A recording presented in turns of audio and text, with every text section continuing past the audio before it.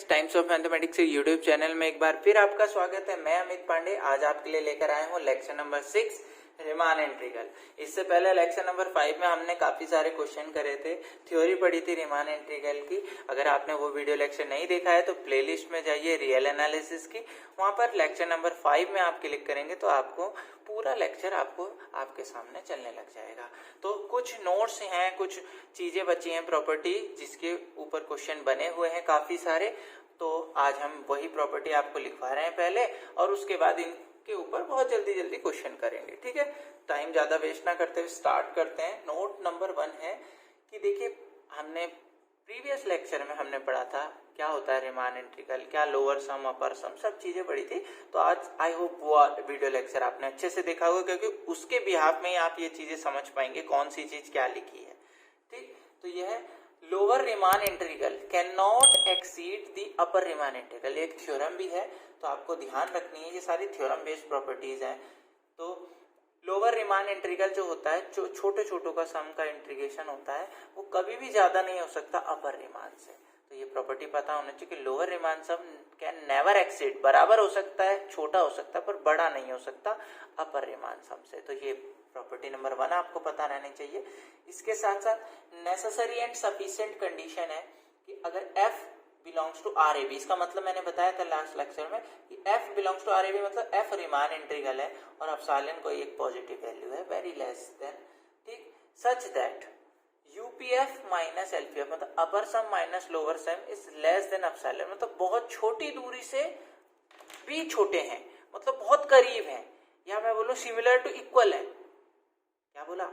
ये necessary and sufficient condition है क्या कि अपर सम माइनस लोअर सम का मतलब अपर सम और माइनस लोअर सम के बीच में इतना कम डिफरेंस है कि सबसे छोटी वैल्यू जो बहुत लेस देन है, जीरो के करीब है, उससे भी छोटे हैं, बहुत करीब है, मतलब एक सिमिलर माने तो इक्वल होते हैं। तो ये दोनों चीज आपको ध्यान रखनी है। और इसके ऊपर तो भैया क्वेश्चन की भरमार आने वाली है। क्या?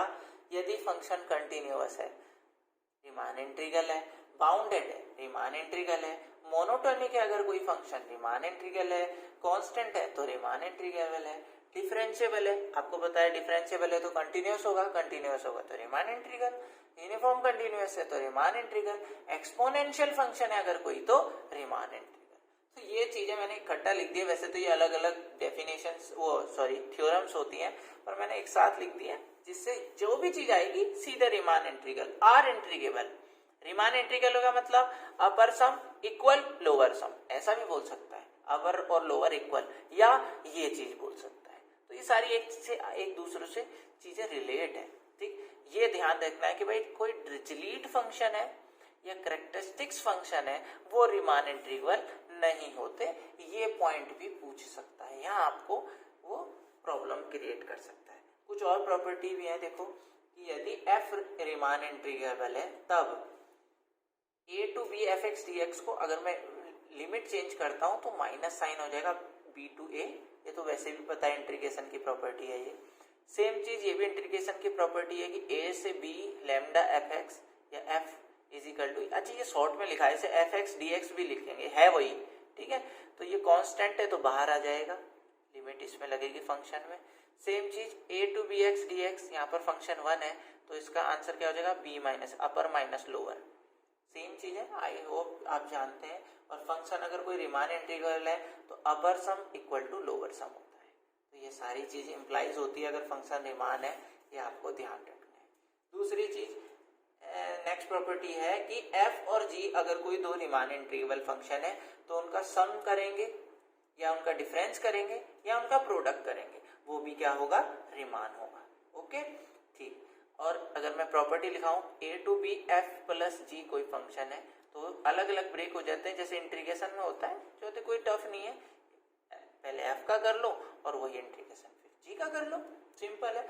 ये इंपॉर्टेंट है कि भाई f अगर कोई रीमान इंटीग्रल है, मॉड f भी रीमान होगा, f रीमान है तो मॉड f भी रीमान होगा। और अगर मैं ऐसा करूं कि पूरे इंटीग्रेशन का मॉड लूं तो वो छोटा आएगा सेपरेट फंक्शन के मॉड का इंटीग्रेशन का। ये इंपॉर्टेंट प्रॉपर्टी है, ये आपको ध्यान रखनी है, यहाँ से क्वेश्चन बनने के पूरे चांसेस है। ठीक, और एक ये भी इंपॉर्टेंट है, क्या है ये, अगर f रीमान इंटीग्रेबल है, g भी रीमान इंटीग्रेबल है और फंक्शन f बड़ा है, f मतलब f ज्यादा वैल्यू रख रहा है, f बड़ा है, तो उसका इंटीग्रेशन भी बड़ी वैल्यू रखेगा as comparison to next other जो g फंक्शन है, जो छोटा फंक्शन है उसके। तो ये कुछ प्रॉपर्टी, इससे ज्यादा प्रॉपर्टी नहीं आएगी, डोंट वरी। ठीक है, चलिए तो देख लेते हैं क्वेश्चन में आ जाते हैं। आज काफी सारे क्वेश्चन करेंगे और इसको कंप्लीट करेंगे हम अपने रीमान इंटीग्रेशन को, और उसके बाद हम नेक्स्ट वीडियो लेक्चर लाने वाले हैं। देखते हैं कार्डिनलिटी पे लाते हैं या फिर सीक्वेंस सीरीज पे लाते हैं, देखते हैं क्या होता है। क्या है the necessary and sufficient condition for Riemann integrability. Necessary और सफिशिएंट कंडीशन क्या होता है, यूपीएफ और एलपीएफ का वैल्यू बहुत छोटी होती है एप्सिलॉन से, प्लस नहीं होता है, क्योंकि डिफरेंस देख रहे हैं ना, दूरी देख रहे हैं तो दूरी जोड़ेंगे कोई, डिफरेंस तो इसी से पता चलेगा। ये बोले बहुत बड़ी होती है, ना जी ना, ये इज आवर करेक्ट आंसर। ठीक, ओके। इसमें देख रहे हैं भाई 17th का, देखो 17th क्या है, एल, अच्छा ये थोड़ा सा मैं आपको बता दूं इसके लिए, एल पी कॉमा आपका फंक्शन है एफ प्लस जी, ठीक, ये बड़ा होता है, तो मैं इसके लिए कुछ प्रॉपर्टी लिखा दूं आपको कि एल पी एफ जो होता है सेपरेट अगर हम करें तो वो छोटे होते हैं, L P F plus L P G, अलग अलग सेपरेट के लोअर सम छोटे होते हैं कंबाइंड के। लेकिन यू पी एफ प्लस जी करेंगे तो वो छोटा होता है किसके, अलग अलग से, ये ध्यान रखना आप भाई। ठीक है ना, ये दो प्रॉपर्टी हैं जो आप लिख लेंगे साथ में, क्योंकि इसके ऊपर क्वेश्चन आएगा। तो फिलहाल हमारा क्वेश्चन क्या है, is greater than L P F और एल पी एफ। ठीक है, तो ये हमारा सही आंसर है, इससे ग्रेटर होता है। ठीक, अदर नहीं होगा, स्क्वायर में नहीं होता है, यू के साथ इसका रिलेशन नहीं है, नन ऑफ दिस। ठीक, स्टेटमेंट है 18th, the statement this one integration F exist indicate, ये एग्जिस्ट करता है, क्या इंडिकेट करता है, फंक्शन कैसा होगा, बाउंडेड होगा, बिल्कुल मतलब वैल्यू आ रही है तो बाउंडेड है, और रीमान इंटीग्रल है। देखो एक बात और आपको ध्यान देनी है, जो मैं ये एग्जिस्ट का मतलब क्या है, देखो अभी मैंने बताया था रीमान इंटीग्रल का मतलब होता है अपर सम बराबर लोअर सम। आई होप मैं वहां लिखना भूल गया, दोनों बराबर हो तो अपर सम और लोअर सम इंटीग्रल, मतलब lower integral upper integral equal होते हैं तो उसे बोलते हैं आर इंटीग्रेबल है। और ये जब दोनों इक्वल होते हैं तो उन्हें कंबाइंड रूप ऐसे लिख देते हैं, ए से बी एफ, ये है आर इंटीग्रेबल, अपर लोअर को कंबाइन करके लिख देते हैं जो ये लिखा हुआ है।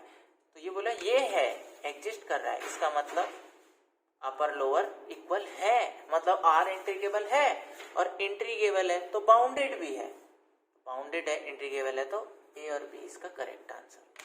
ठीक है, इसके बाद आ जाएंगे फंक्शन कंटिन्यूअस है, मैंने बताया था, मैंने 2-3 बातें लिखी थी, कंटिन्यूअस है तो सीधे नजर जाएगी आर इंटीग्रेबल, मोनोटोनिक है आर इंटीग्रेबल, डोंट वरी। ठीक, अब देखिए दो फंक्शन है f1 f2 two real valued function define होने with then every partition p such that, मैंने बताया था यूपीएफ के लिए, यूपीएफ छोटा होता है सेपरेट सेपरेट के, सही है, बराबर नहीं होता, बड़ा नहीं होता, तो ए इज अवर करेक्ट आंसर। बहुत सिंपल है, ज्यादा देखिए यहाँ पर ना सॉल्व करने वाले क्वेश्चन बहुत कम है। ठीक है, ये बहुत अच्छा है आपके लिए कि आप इसमें टाइम बहुत जल्दी मैनेज कर लेंगे अपने क्वेश्चंस का। A bounded function f of Riemann integrable a b is the set of its point of discontinuity, इसमें इनफाइनाइट पॉइंट ऑफ डिसकंटिन्यूटी होती है, ये ध्यान रखेंगे आप। ठीक, फंक्शन है और इस तरीके से ब्रेक फंक्शन है, पीस वाइज फंक्शन है। ठीक, कि क्या है, एफ एक्स 0 वैल्यू दे रहा है जब एक्स रेशनल है और 1 वैल्यू दे रहा है जब इरेशनल है, then LPF UPF does not exist, नहीं एग्जिस्ट करेंगे, आएगी वैल्यू इसके लिए 0, यूपीएफ 0 आएगी, एलपीएफ 1 आएगी, तो ये सॉल्यूशन वाला है, तो ये कभी भी आर इंटीग्रल नहीं होगा। क्यों, क्योंकि इसमें जो यूपीएफ है वो इक्वल नहीं आएगा किसके, सॉरी यूपीएफ बोला, सॉरी, इसमें जो अपर रीमान इंटीग्रल है, क्योंकि R integral upper Riemann integral जो है वो इक्वल नहीं आएगा किसके, लोअर रीमान इंटीग्रल के।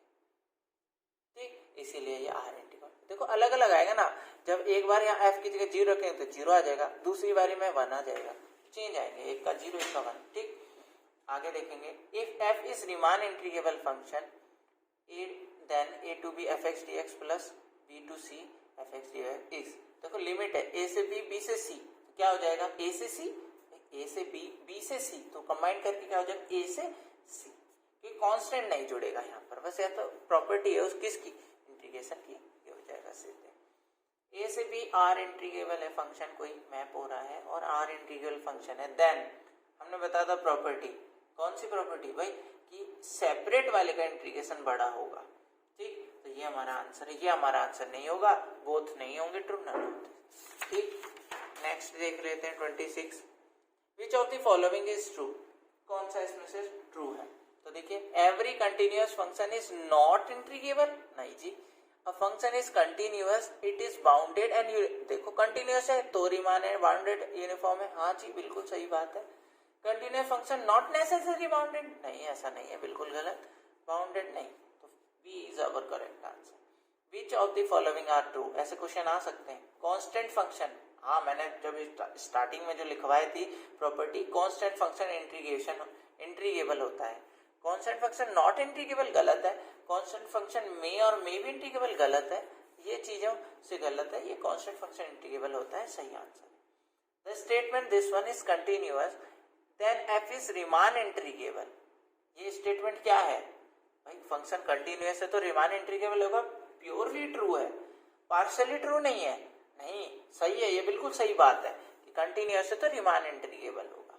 तो देखो बहुत इजी आ रहे हैं यार, कंसीडर द स्टेटमेंट, दो स्टेटमेंट दिए हैं आपको कि f1 f2 अगर इंटीग्रेबल है तो उनका प्रोडक्ट भी इंटीग्रेबल होगा, बात सही है, मैंने लिखवाई है प्रॉपर्टी f एंड g करके लिखवाई है मैंने कि f और g अगर रीमान इंटीग्रेबल है तो उनका सम, डिफरेंस और प्रोडक्ट रीमान होगा, तो प्रोडक्ट पूछा है होगा, f रीमान इंटीग्रेबल है तो f स्क्वायर भी होगा, हाँ जी, f को 2 बार इंटू कर दो तो f स्क्वायर आ जाएगा, yes both are correct, both are correct, ठीक बिल्कुल सही। If f belongs to A B, मतलब ए बी से मैप कर रहा है, is continuous and monotonic function, आपको बताया कंटिन्यूअस भी और मोनोटोनिक, यहाँ तो दो चीज है, रीमान इंटीग्रेबल, यार पढ़ने की जरूरत ही नहीं पड़ रही है भाई। हाँ एक बात और, कंटिन्यूअस मोनोटोनिक है, रीमान इंटीग्रेबल है, पर सेम, हाँ सेम इंटरवल पे वो होना चाहिए वो चीज, नॉट रीमान इंटीग्रेबल ये तो होगा ही नहीं, ये बोला F is Riemann integrable everywhere, everywhere नहीं कह सकते, उसी इंटरवल में कह सकते हैं जहां कंटिन्यूअस और जहां मोनोटोनिक है, जिस इंटरवल में उसी इंटरवल में रीमान इंटीग्रेबल होगा, ठीक है ध्यान रखेंगे। तो वीडियो लेक्चर में मजा आ रहा है शायद आपको, तो भाई लाइक कीजिए, कमेंट कीजिए, कहाँ से आप कौन से कॉलेज से, यार बता ही नहीं रहे, बिल्कुल चुप बैठे हैं, बिल्कुल मान लो इतना खतरनाक भी नहीं पढ़ा रहा हूं मैं, डरते हो क्या आप लोग मुझसे, यार इतना तो फैमिलियर होकर पढ़ा रहा हूं, तो लाइक तो बनता है और कमेंट बनता है यार। तो देखो अब ऐसे पढ़ाना पड़ेगा कि देखो ये हमारे क्वेश्चन है, ये इसके ऑप्शन है और अब हम इसको सॉल्व कर रहे हैं, ठीक है ऐसे ही पढ़ाना पड़ेगा। तो देखिए फॉर एनी कांस्टेंट c, कोई एक कांस्टेंट वैल्यू है, for which of the following is hold, कौन सा होल्ड करेगा, तो मैंने बताया था कांस्टेंट इंटीग्रेशन से बाहर निकल जाता है, ये प्रॉपर्टी होती है, इक्वल नहीं होगा यार, ये कैसे पॉसिबल है, ये तो गलत बोल रहा है, कांस्टेंट बाहर हो जाता है इंटीग्रेशन के, बिल्कुल सही प्रॉपर्टी है, बड़ा छोटे का तो कोई वैल्यू ही नहीं है। तो देखो यार क्या बच्चों जैसे क्वेश्चन पूछता है, विच of the following is true, कौन सा ट्रू है, continuous function is integrable, every differentiable function is continuous, देखो कंटिन्यूअस है तो इंटीग्रेबल होगा, बिल्कुल सही है, डिफरेंशिएबल है तो कंटिन्यूअस होगा, ये भी सही है। अच्छा इसे याद करने का तरीका मैं बता दूं, जैसे आपने ए बी सी डी पढ़ा, कोई बच्चा सीख रहा है ABCD, आपने ए सीखा, बी सीखा, सी सीखा, तो अगर कोई चीज कंटिन्यूअस है तो कह नहीं सकते कि डिफरेंशिएबल होगा, मेरी बात ध्यान से देखना, मैं ये चीज बता रहा हूं, मैं अपने बच्चों को भी ऐसे पढ़ाता हूँ कॉलेज में, चीजें ऐसी चीजें देखनी चाहिए जो हमारी लाइफ से बिलोंग करें। तो भाई देखो कंटिन्यूअस और डिफरेंशिएबल में अंतर, मतलब रिलेशन ये है कि अगर कोई बच्चा ABCD सीख रहा है, उसने सी तक सीखी, तो क्या पता डी ना सीखी हो, सी तक ही छोड़ दिया हो, तो अगर कोई चीज कंटिन्यूअस है तो कह नहीं सकते डिफरेंशिएबल है, पर अगर किसी बच्चे ने डी तक सीख ली तो डेफिनेटली वो सी सीख कर आया है, तो अगर कोई फंक्शन डिफरेंशिएबल है तो पक्का वो क्या होगा, कंटिन्यूअस होगा। तो every differentiable function is continuous, it is also right, it's also right, continuous integrable होता है, डिफरेंशिएबल कंटिन्यूअस होता है, तो both 1 and 2 is your answer. ठीक है। तो ये चीज मैंने समझाई है कि अगर डी तक कोई सीख चुका है तो कंटिन्यूअस सी वो पहले सीख चुका है, ठीक है। If F and G are bounded integrable function, F and G कोई बाउंडेड इंटीग्रेबल फंक्शन है और एफ बड़ा है, एफ बड़ा है तो बड़े वाले का इंटीग्रेशन बड़ा होगा, बड़े वाले का इंटीग्रेशन बड़ा होगा, ये नहीं हो सकता। हाँ, यहाँ ध्यान देने वाली बात है थोड़ा सा, देखो हाँ, ये क्वेश्चन काफी बच्चे इसे लगा के आते हैं जबकि क्वेश्चन ध्यान से पढ़ने की जरूरत है थोड़ा सा। ए से बी इंटरवल है, ठीक है, तो बी बड़ा है ए छोटा है, बी बड़ा है ए छोटा है, तो बड़े फंक्शन का इंटीग्रेशन बड़ा, सही। लेकिन ये चीज चेंज कर दे, ये इंपॉर्टेंट है भाई, यहाँ पर ये चीज बहुत ज्यादा इंपॉर्टेंट है, उसने ये चीज चेंज कर दी, बी छोटा कर दिया। अब इंटरवल कैसा बन गया भाई, बी छोटा बी टू ए, तो अब इंटरवल चेंज हो गया तो इनइक्वालिटी भी चेंज हो जाएगी, क्योंकि ये चीज चेंज हो गया ना, इनइक्वालिटी चेंज हो जाएगी जैसे ये माइनस चेंज होगा ना यहाँ पर, तो अब छोटा फंक्शन का इंटीग्रेशन बड़ा हो जाएगा with respect to this one. ये भी आंसर है, both A and C answer, इसकी वजह से आंसर हो गया ये। अगर ये ना होता, ए बी ही रहता, मतलब बी बड़ा ही रहता, तो फिर बड़े फंक्शन का इंटीग्रेशन बड़ा आना था, इज राइट। बट इसके चक्कर से यह चीज चेंज करने, देखो बी छोटा हो गया ना यहाँ पर, तो ये इंटरवल चेंज, इंटरवल चेंज तो ये चीज चेंज, ये चीज चेंज तो नेगेटिव साइन आएगा तो ये चेंज, ठीक, इस वजह से ये इसका ये वाला आंसर हो गया। द कैरेक्टरिस्टिक्स फंक्शन, देखो मैंने बताया था characteristic function of real number, ये कैरेक्टरिस्टिक्स फंक्शन कभी भी क्या होता है, रीमान इंटीग्रेबल नहीं होते हैं। एक्सपोनेंशियल फंक्शन रीमान इंटीग्रेबल होते हैं, simple. Dirichlet function is not Riemann integrable function.